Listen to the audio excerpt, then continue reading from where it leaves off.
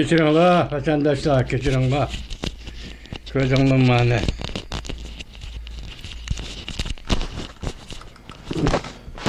Çamma deme. Hürmetli vatandaş, bugünkü leksiyelerimizi başlayıyoruz. Leksiyede Sadaka Cüruz, Washington'da sözdeyimiz.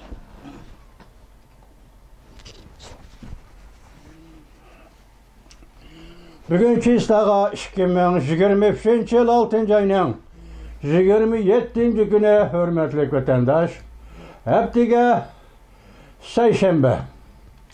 Bugünkü vaziyetine eşek birinci Amerika'da el rayı sınaş noktasında Prezident Joe Biden hazır 49'da 50 üstünlük bilen ilgirilep saylamga kelerjili ötküzülgen saylamga ketawatıdı degen gep vatandaş delmuş esnada Cungu'daki tor betlerinin ahvalı qarap Cungu'nun axbarat organlarından ma'lum organlar mesela tor betlerde görüştülüşçe bütün Cungu'nun reisi Xi Jinping'in inaveti düşüp gitti. Hepsi düşüp gitti. Bronqi hakavurluktan eser kalmadı degendek. Şundaq sözlerine tarqıtdı. Bu maxsus maqal olup geldi bugündeyle o ne koyup duraylı. Cungu'da elde aynı sınaş degen mavcut ama müstebit elde. Müstebitle hükmranlığıdaki elde aynı sınaş degen iş bulmaydı vatandaş. Bırak tor betlerdeki ahvalda umum yüzlük igelligendi iş şundaq oldu. İkinci vaziyetimiz hazır. Rusya Federasyonu Prezidenti Vladimir Putin birinci gün turgun notuk sözledi. Wagner Group'nun başlığı Prigojin'i ayıpladı. O vatanga tehdit elip kelmekçi boldu degendek ma'nada tanqidladi yoki ayıpladı. Hazır Prigojin'i turgunki sözüde umum notuk sözlep cevap qaytırıp ikki masala o'tirib qo'ydi. Biri to'xtab qoldim sebebi ishki urush. Rossiya qon to'kadigan ishki urush kirib ketmasi kerak dedi. Bu noktada Prigojin'in ko'z qarashi yoki siyoset maydoni g'arb dunyosining siyoset maydoni bilan o'xshash oldu. İkinci noktada dedi ki Prigojin mening hakimiyetini, Rossiya hakimiyetini yoki saylam bilan chiqqan Rossiya hakimiyeti ag'dirish niyetim yo'q dedi bu ketdi. Endi Vladimir Putinning so'zlari qattiqroq bo'ldi. Hozir gapcha akşamki men tayyorlagan xabarlarga asoslanganda Prigojin Belarusiyada Prezident Vladimir Putin qayerda so'zladi bu to'g'rida toza ochiq xabar yo'q. Lekin Prigojin Belarusiyada dedi. Hozir Cungu'nun axborot organlari yüzden deyişçe Prigojin o'zining xususiy aeroplaniga o'ltirib Belarusiyga keldi deydi. Bu yerda bir savol tug'ilyapti vatandosh. O'zingiz qo'yib baqaylik, o'zimiz qo'yib baqaylik savol desangiz. Belarusiya'nın prezidenti Lukashenko, Rusya prezidenti Vladimir Putin'in qalinas do'sti. O Belarusiyada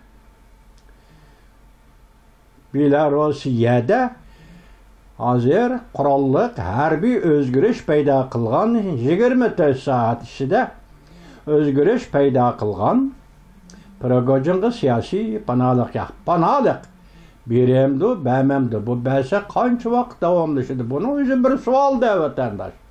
Shundaqmi? Albatta shunday bo'ladi.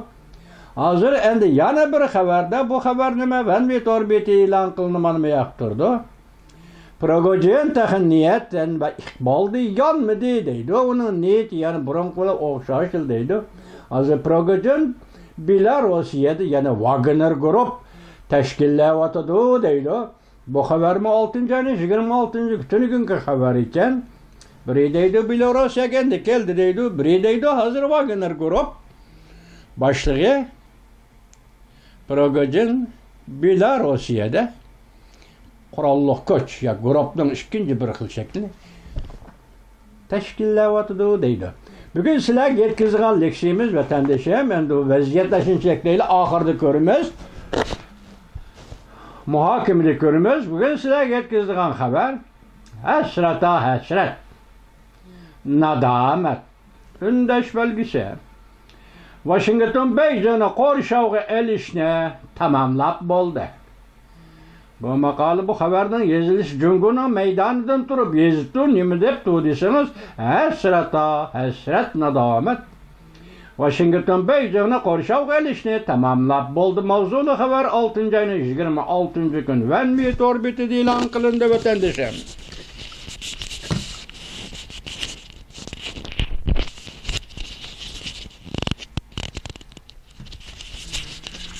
Venmiyet orbiti ilan kılındı. Haber bundak başlandı.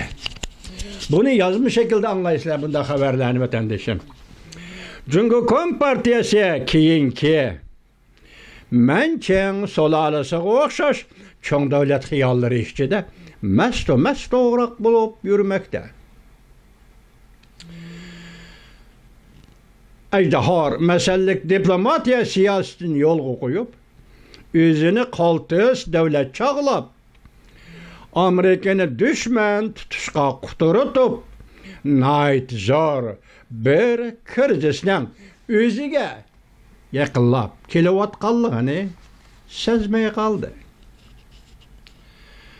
Islahat eçivişten kelgen payda tapavet ve bugün bütünle yap oldu. Hecdeydi gandı heclap oldu. Bugün kelgende Aksaray nait yok kuru ölçem bilen Hindistan'da Vezir Modi'ni karşı ellep Amerika Hindistan'dan dünyadaki en çok demokratik devlet bulup baş götürüşünü kollaydıgan boldu.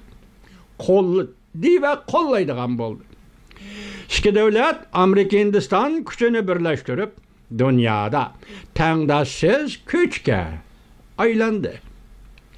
Amerika Koşmuş Ştatları Prezident Joe Biden'ın dalmışındak peytte Cungu'nun devlet rehberi Xi Jinping'in müstebbet diktatör dep atağallığı Hindi Tinç Okyan stratejilik siyasetinin mükemmellişip pişip itilgenlikini bu vaziyetinin tamamlanğanlığını görüstüper. Hindistan kelgisi bir neçe 10 yılda Amerika'nın halkılık stratejilik şirki buludu.